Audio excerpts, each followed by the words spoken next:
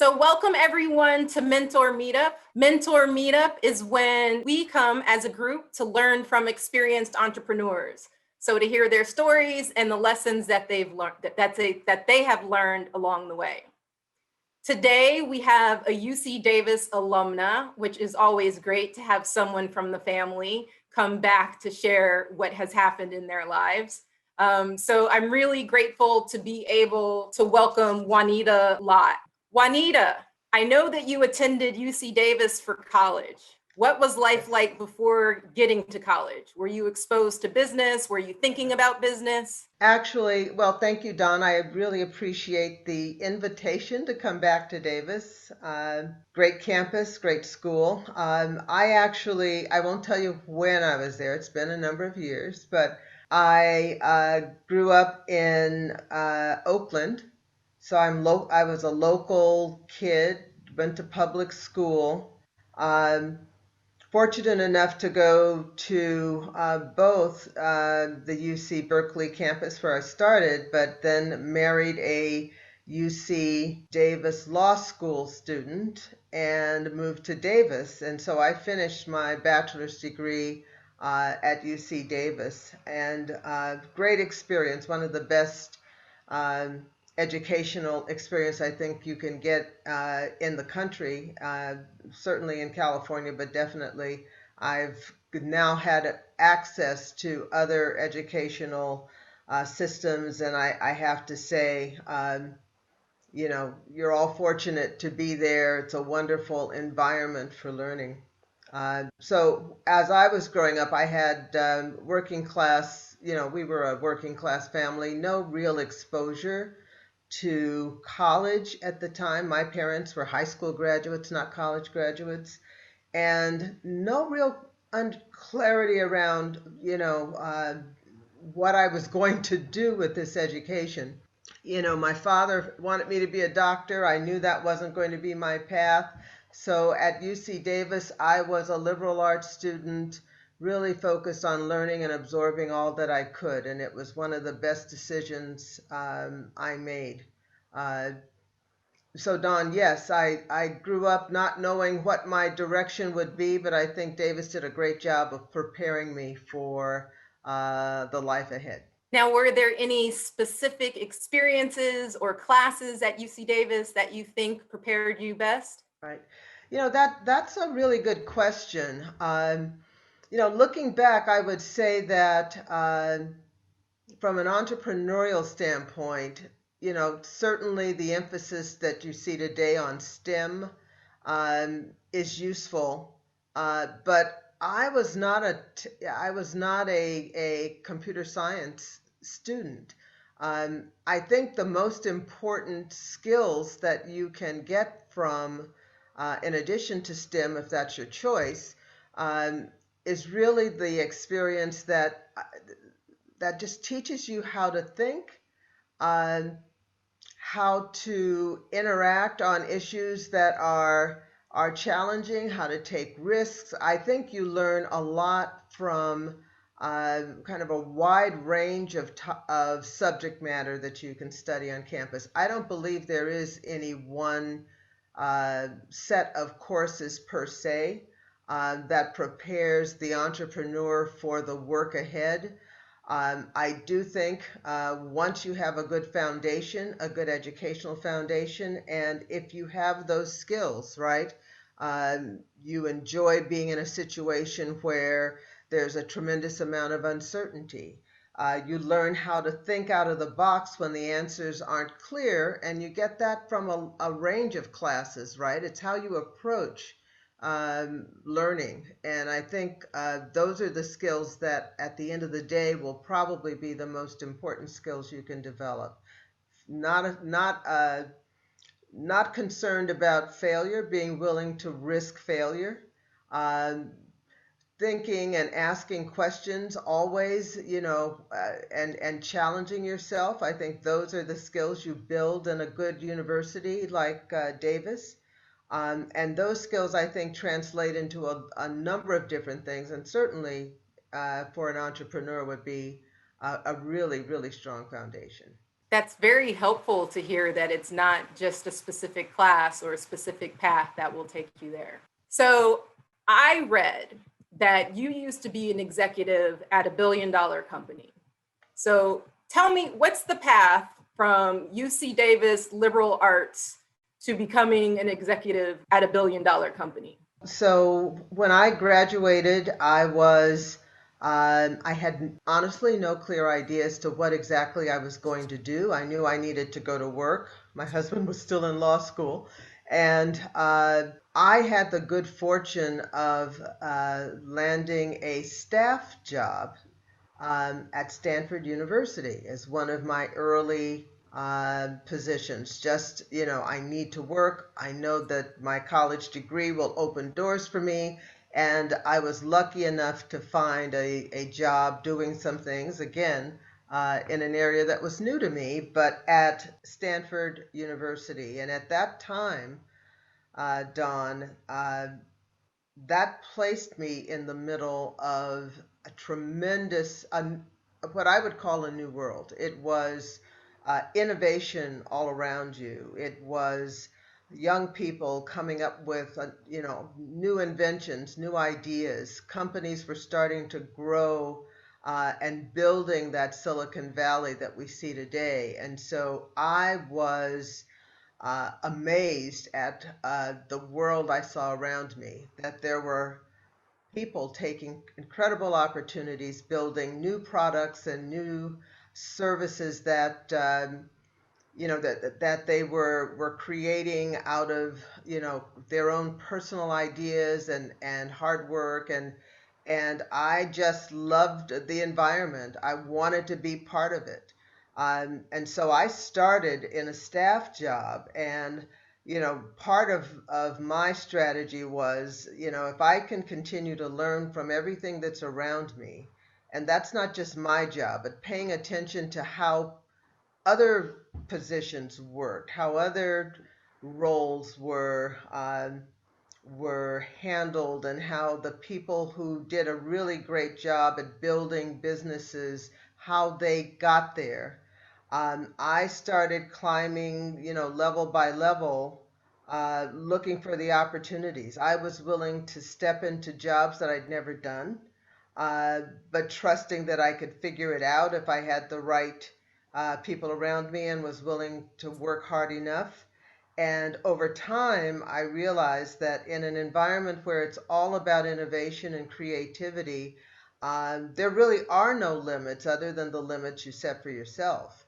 And so it became kind of my professional strategy to, just go into a job, learn all that I could, and then start looking to either side of me at the other jobs that were part of the picture. Is that a job I want to do? Can I give, would that be a good place to spend a year or two to learn some new skills?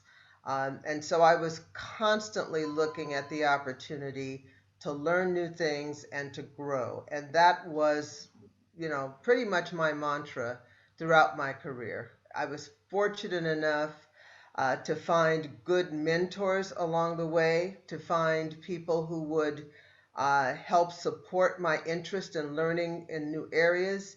And I, job by job, moved from one role to another, and eventually, grew the skills that allowed me to step into a C-suite role for a software company.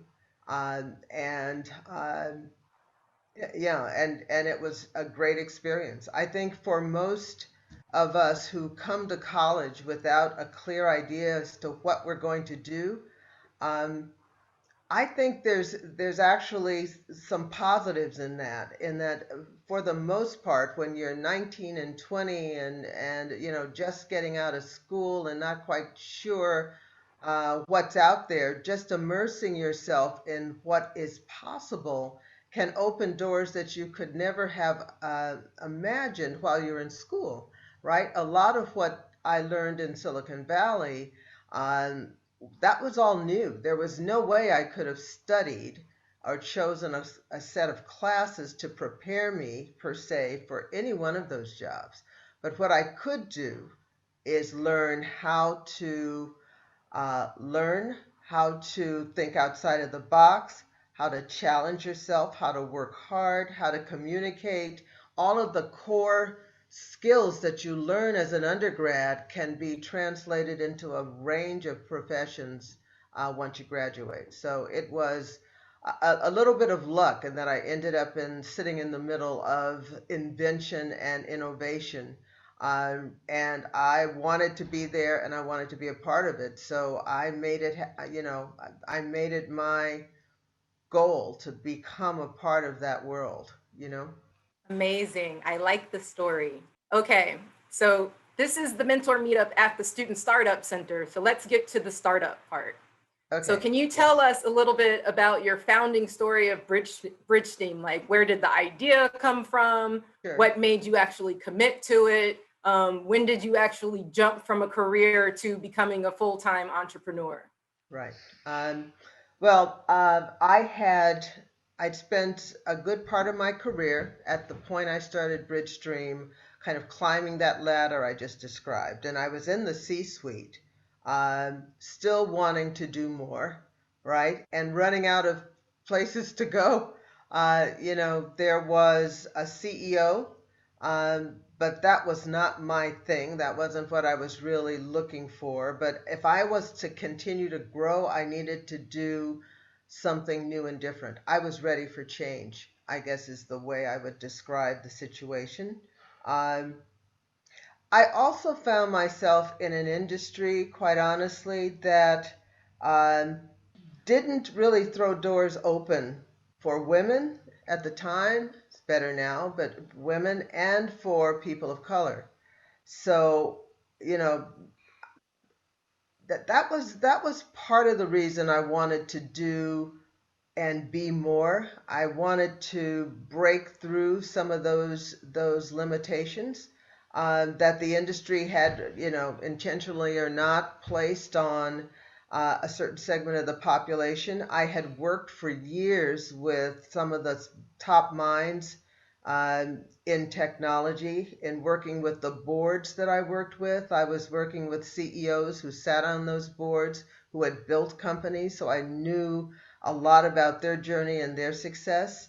As I said, I'd spent most of my career in Silicon Valley, so that whole industry was about invention, change, and creating new ideas, creating new businesses. And I sat there and I had two roads. I felt like I had two choices I could make.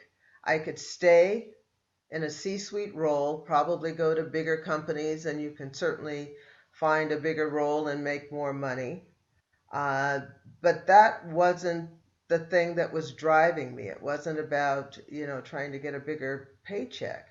I wanted to try to do what everyone in Silicon Valley who I uh, admired was doing. I wanted to create a business.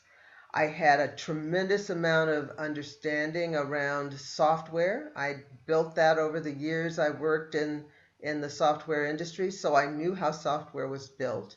Um, I knew the business problems it solved. I knew the business problems it wanted to solve but had not solved. Um, I also knew that we were at a point, and again, I wasn't an engineer, but I knew enough about the industry and how it evolved that there was a technology change that was about to change the landscape of enterprise software across the board, right? It was as big a change in the way software was designed as cloud software is today versus on premise. It was a evolution of the technology that I understood, and while I was not a programmer, I understood how it would be applied to certain business problems. And I decided that I understood the business problem well enough and the technology and how it could make that change possible where 5 years prior it would not have been.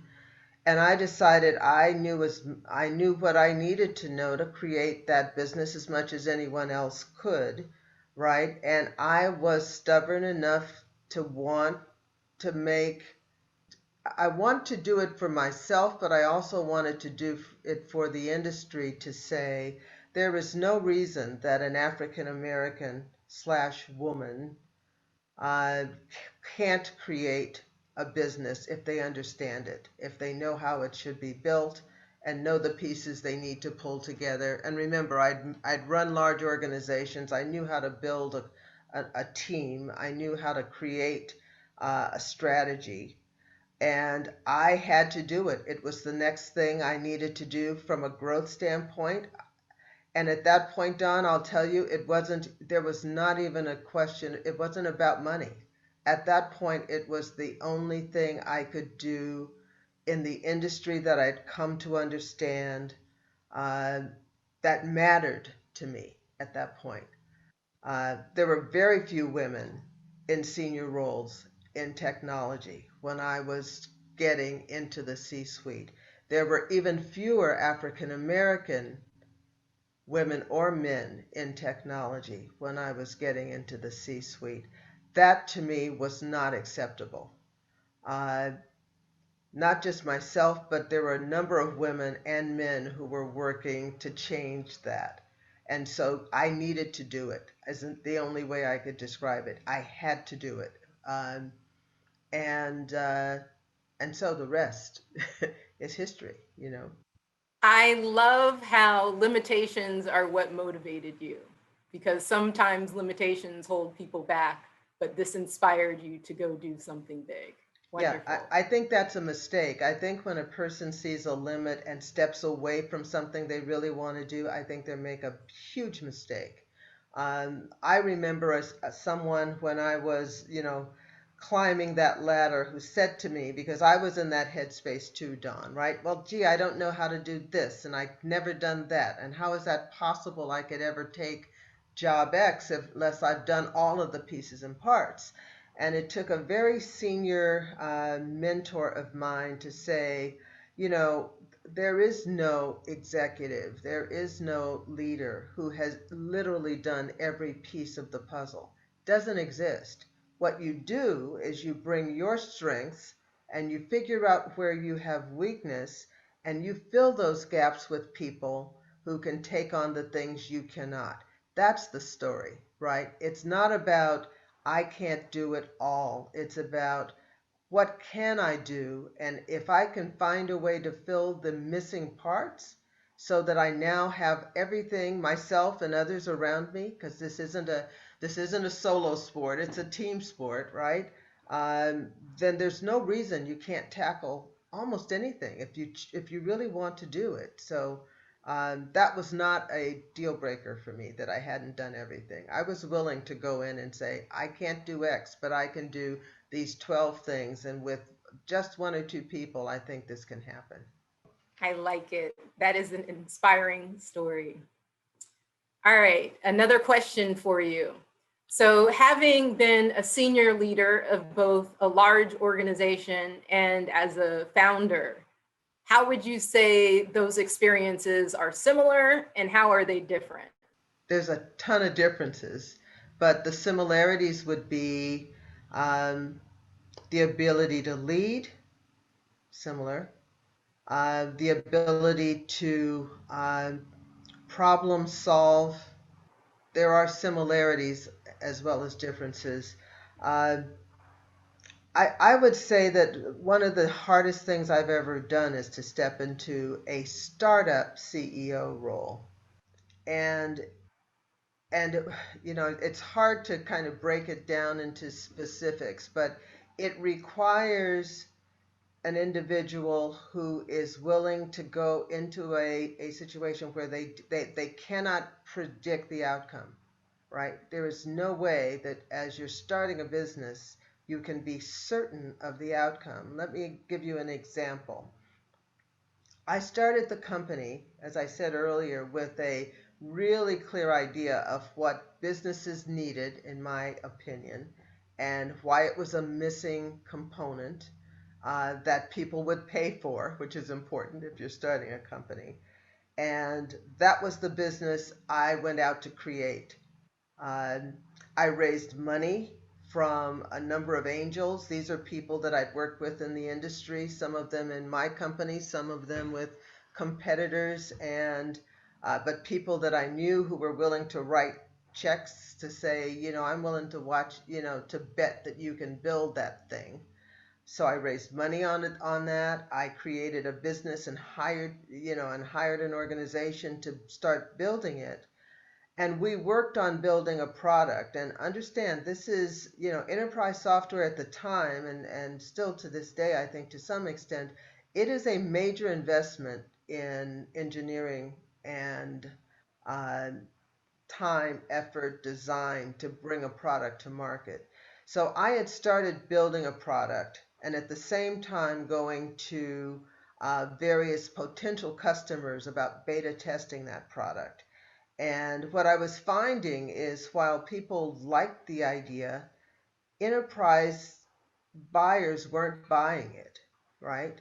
Uh, I was building something that was not critical enough for them to say, I'm willing to write a 7-figure check. Enterprise software can be very expensive, so companies typically buy only when they are in desperate need of change or new technology. So I ended up in that company having to figure out what I needed to do differently. And quite honestly, it turned out to be um, uh, kind of restarting this company years in. I had worked on this for like 3 years or so, and in that time had built an engine, starting to build out the application, and found that the market that I thought was there was not there, right?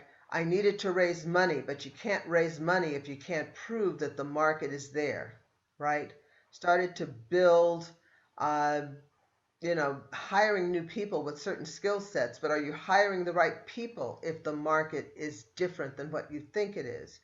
And I ended up having to, while my engineers and the rest of my team continued to work, to figure out how I what changes I need to make this company successful. It was either going to fail in the next 6 to 12 months, or I had to figure out what I needed to do differently. So I ended up spending months talking to almost every IT CIO that I could talk to in the industry, every chief security officer I could talk to in the industry, hundreds of people that I had to sit down with and say, this is what I'm doing. Does it make sense to you? Um, and if so, tell me why if it's yes, and why not if it's no. And so with just gathering that information, I ended up having to come to a point where I had to tell my team and my investors that we were building the wrong product. Wasn't going to sell the way I thought. Not because it didn't work. It's because it wasn't critical enough. It wasn't the right product at the right time. I needed to pivot that product from what we were aiming to sell and where we were aiming to sell it to a very different product that took advantage of some of the things that were going on in the industry at that time. That was the time of HIPAA, if you're familiar with that, when healthcare organizations were putting in new laws and regulations about information privacy and security. When Sarbanes-Oxley was starting to look at financial services organizations and creating structure around what information they could share and how they created internal data and information security. And that was not my original model, but that turned out to be the right direction, the right pivot for this company. I had to convince my investors to come with me because they are now concerned that I don't know where I'm going, right? That this is now the right road. I had to convince my team that all the work they had done had to be, some of it kept, some of it scrapped, and we had to make a sharp left turn.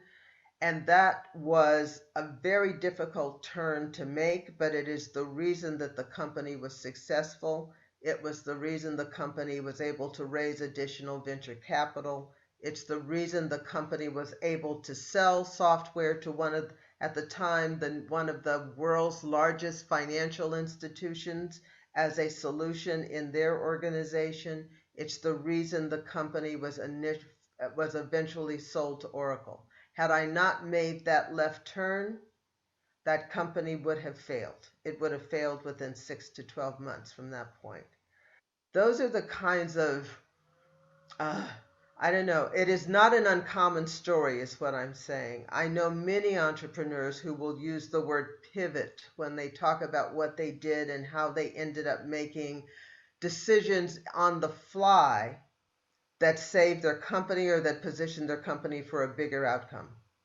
And those kinds of things are very difficult to anticipate.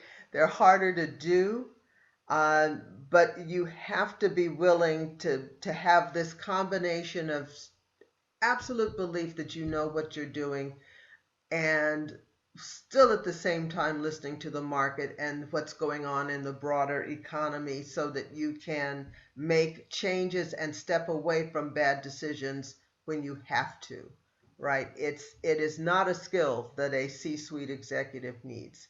It is absolutely a skill that an entrepreneur needs to have. That was really helpful. I loved the story to give it the context. Yes. And you set me up for my next rounds of questions because I wanted to ask you about failure. So I think this is a good time to talk about failure Sure. because you were able to avoid ultimate failure with Bridgestream. But how were you thinking about how making that change? Did it feel like it was a failure to get to the point where you had to redirect the company? I would not, no, I don't think it, I had done enough soul searching and research that I knew it was more likely to be the right decision than my original path. That was not a tough one. It is true, and I know a lot of people, this is the part of entrepreneurship that doesn't get talked about a lot, but it's when a venture capitalist invests in 100 companies, they're not expecting 100 companies to succeed, right? The ratios are probably the unicorns, the ones that they acquire that become the Googles and the Apples of the world, right? That's a very small percentage of their investment. But they invest widely so that they can take the losses on one side, and those losses are offset by amazing gains when they find a unicorn, right? And then there's the range of companies that are kind of like where Bridgestream sits. We are successful and they get a good return on their investment, 5x, 10x of their money in, rather than the unicorns where it's 100, 1000x of what. But there's always a number of companies that just plain fail, right? And for an entrepreneur, failure is not failure, right? It is not uncommon for some of the most, if you talk to some of the most successful entrepreneurs out there, many of them will tell you, my first or second company went nowhere, right? But my third company was a huge success. That's not a bad story. That's actually a pretty common story for entrepreneurs. You know that the chances of failure are there. You don't dwell on it, and of course you don't expect to fail, but you know that it's part of being an entrepreneur, willing to fail, because failure sometimes moves you forward to the right answer, right? You can fail forward. Failure should not mean you're out of the game, and it should not mean you're paralyzed or that you made the wrong decision. It's part of the journey to fail. Right? I often tell people when I talk to them, just when we talk about business, that you'll find that some of the best things you learn, and this is whether you're an entrepreneur, you go to work for a corporation, you learn so much more from the things you do wrong. It just is the way it works. I don't know why that is, but you can often learn more from making a mistake and figuring out why that happened, how you can avoid it the next time. That's part of it, right? And even when I think about the journey of going up the ladder and trying to get into bigger and more challenging jobs, you have to accept that failure is somewhere in there you're going to make a mistake. You just have to know what to do with it and not let it paralyze you, right? And not let it take you out of, you know, not let it keep you from doing something that really is important to you. Um, yeah, that's the way you have to look at it, I think. That's helpful. Mm. So, can you tell me a story of the most exciting time at Bridgestream? Okay, the most exciting time at Bridgestream. I think the most exciting time for the organization was when we closed that big deal I was telling you about. This was a company that had spent a couple of $1 million working with another big company to solve this problem. And they had just come to the end of the project. The project was a failure, um, which was a it was a big industry failure. So it was actually written about, in industry press. So it was a very embarrassing situation at the time for this company. And we happened to have a contact that got us in to meet with the person whose job it was to solve the problem. And we're a small company, there were, you know, small startup that had never, this was our first product. Still a beta level product, so it wasn't really ready for prime time, in some respects. But we could talk about it and share what we thought the solution was in a way that they were willing to write to give us a shot at a project that was just, you know, uh, that was tanked by a company that was huge compared to who we were. And so their pride, I think, in winning that contract was one of the bright spots. It was their first major win. It was a international financial institution. We had beat out the big guys. The little guys had won, right? They'd worked for years, and as I said, I got them to do a pivot, and they're kind of looking at me. I sure hope you're right, kind of thing. So they saw the solution paying off. They were ecstatic, and I was ecstatic for them. It was an important validation, and so I'd say that was the biggest high. Um, and there are there's a million scary points where things were not good, along the way. We worked on that for 7 years, 6 years, 7 years. So it was, we had our ups and downs. But it's the nature of the beast. It's never straight up. It's always, challenge. You find a way to solve it. You keep going, right? You find another problem. You solve it. You keep going. So yeah, that was the highlight. Thank you for that. You spoke a little bit about your identity as a Black woman, and you talked about how limitations inspired you to prove that you could do it. Now, I'm curious if there are there any other kinds of challenges or strengths that you think come with those identities? And do you have any words of wisdom or perspective Yeah. for students yeah, what should we be thinking about if we are an other? Okay. So here's what you need to know, um, and I'll just stay with venture capital for the moment. But today, if you look at the total venture capital spend, about 5% of it goes to women, which is a very, very small percentage of venture funding. And I would say a fraction of that, 1.5% of that today still goes to people of color. So if you look at the total pot, there are a lot of venture capital firms out there. There's tons of money today going into new ideas, which is the way it should be. But we are still a very small percentage of the puzzle. Uh, Here's the good news. I think the industry has recognized that that's not sustainable for a number of reasons, that they're not getting the value of great ideas from women and people of color that will change the economy over time. And I do think they're starting to look at the buying power that you find in minority buying. I think is somewhere $1 or $2 trillion, and women, I think, is more than half of the total spend in the U.S. women are spending, on a variety of things. I think they're realizing that there are markets that they have not focused on, and so those doors are starting to open.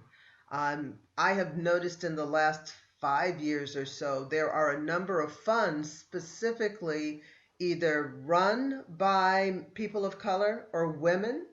I'm involved in a fund that's a fund that is investing in women led businesses as well as minority led businesses, but that's becoming more and more common. So while it has been very tough to get venture funding, um, well, it's always tough. It's been tougher for people of color and women. I think you see a change going on. So I am more optimistic today that funding will be available. I will say this about the buyer of your product or service. I don't believe that people who are looking to solve a problem that is critical to them, I don't think they care whether you're a woman or a person of color. But without the funding to build that business, you don't get that opportunity, right? So I would say, in my experience, having solved a particular problem, they did not care whether I was black. They didn't care if I was a woman. At that point, they needed the problem solved, so they were happy to see us. That's starting to become more of the norm. So I'm more optimistic today than I was when I started Bridgestream about access. Access to capital is critical to anyone who wants to build a business. So venture capital opening itself up to more is hugely, hugely important. It's coming. It may not be as fast as we'd like, but I do see more of those doors opening. So that's the good news. I like that perspective. I'm glad I asked the question. Good to hear it's changing. It is changing slowly but surely. There is change coming. So, in a previous conversation, you mentioned that you thought entrepreneurship was a means to transform communities of color. Yes. Yeah. And I know that you recently joined the board of Action Opportunity Fund, which Right. invests in small businesses and communities Right. of color. Yes. So, can you talk a little bit about how you think entrepreneurship actually transforms these communities? And if you have any advice for people who would like to use entrepreneurship to create change? Yeah.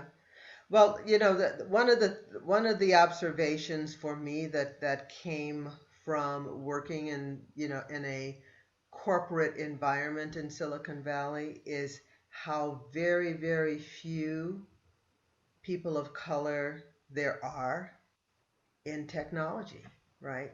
At any level. And while I worked in a company where we tried to change some of that, I see that the lack of access for minority communities and women to the industries that will be the drivers of the future, and technology is certainly one of those industries, is creating a larger and larger wealth gap that is, in my view, unsustainable for this country. It is a major, major concern that we will have a world where there are so many people who have nothing close to the skills they need for the 21st century, where the jobs have changed so dramatically that their opportunities have become so limited, that there will be a country where we have truly the haves and have-nots, and I do not believe that that's sustainable. One of the ways I think that we can change that, because not everyone is going to be able to go to the UC Davises of the world. Not everyone is going to have the education to be part of the tech scene or the financial services or scene or those big businesses, right? But most of the job creation in this country comes from those small businesses that sit in communities all across the United States. They are the barbershop and the small grocer and you name it, all of the small businesses that create jobs for their owners, their owners' families that put them in a position to create an economic situation for their success and growth.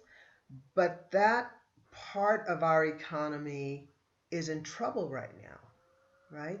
We know that COVID has had a disparate impact on the small business. These aren't the guys who are going for venture capital. These are the guys who open, who have 25, $50,000 and try to get started with something. And 40%, we lost 40% of those, minority-owned small businesses during this COVID crisis, right? And so I want to spend the next part of my career. Like I said, I'm never done, right? It's always what's the next thing. For me, the next thing um, is working with organizations who have made it a priority to find a way to provide that funding that gets that part of the economy going again, specifically focused on women of color, men of color, uh, people who've come to this country for the first time, right? There's an economy that can be built without having to go to Davis or Stanford, right, or Cal. Um, that for that segment of the economy is success, right? Is creating a future for kids for so they can send their kids to college, right? So they don't get left behind because they now have the ability to control their destiny if they can build a business. So I'm working with Axion Opportunity Fund because that's one of their uh, key goals, and that we think by combining resources, financial resources, with the learning that they need, because in some cases it's about, you want to build this thing, but there are things you need to know to make that business grow and be sustainable. So figuring out how we bring the knowledge as well. Um, and in some cases that's, kind of, now that there's technology that can help too, there's a little technology also associated with that. So um, we're working to find a way to help ensure that that part of our economy does not get left behind. And that's why I'm working with them. That's why I joined their board. Uh, and I think if we can just make a small change in that, it's going to have such an impact, right? That's where equity and inclusion means something to me, right? We talk about those terms, and what are we going, and the systemic issues that create these problems, but each of us has to figure out what it is we can do that is concrete, that will change that dynamic. And for me, it's looking at this particular problem and seeing what value I can bring if I work with them. Noble work. And I like that you challenged each of us to find out what our role is to play in the world. I Yes, like that challenge. I'll yes. take it. Good. Thank you, Don. Well, we're almost at 2:30. I wonder if you can run us out with just some general advice for a UC Davis student who thinks they want to pursue a career in entrepreneurship. What are your closing thoughts for them? Closing thoughts. I think a person who wants to do this should absolutely take the leap. I think there's a tremendous amount of opportunity out there. I think that if you want to learn more, there are places you can go to expose yourself to people who are like-minded, right? So you can create that community around you of other people who want to create new businesses. I'd keep my eyes open, and I'd start building your network of people who can be helpful to you. You know what you can do, but what are you going to need that you can't, what are the areas where you're going to need help? And start creating that network of people. And every opportunity you get to talk about the fact that you want to build something, not saying disclosing your intellectual property, but getting as much advice as you can. Advice is golden for the entrepreneur. You can never have too much information before you leap, right? I think also, and we talked a little bit about it today, this notion of spending a little time in the industry you're interested in, maybe working for that industry for a while before you take the big plunge. That could be a good strategy too, right? There's more than one way to get there. Um, and I'm excited for you because this is a great time to be an entrepreneur. The tools that help you create products are really good and they're easy to get to, and it doesn't take as much capital as it used to, so it opens more doors. So if you've got the inclination to jump in there, I applaud that and believe that there's so many things you can do. And I will reiterate, if it doesn't work the first time, if the first idea isn't the one, that doesn't mean that you're not going to do it. So you stay at it, right? Keep at it. And so that would be, Dawn, my closing comment. Well, thank you, Juanita. Let's all thank Juanita for sharing herself. So yes, yourself, your stories, your wisdom, it is much appreciated. Thanks Thank for you coming back all. to UC Davis. Thank you. And congratulations to all of you, Davis. I hope to see you graduating very soon and getting out there. Good luck to you all.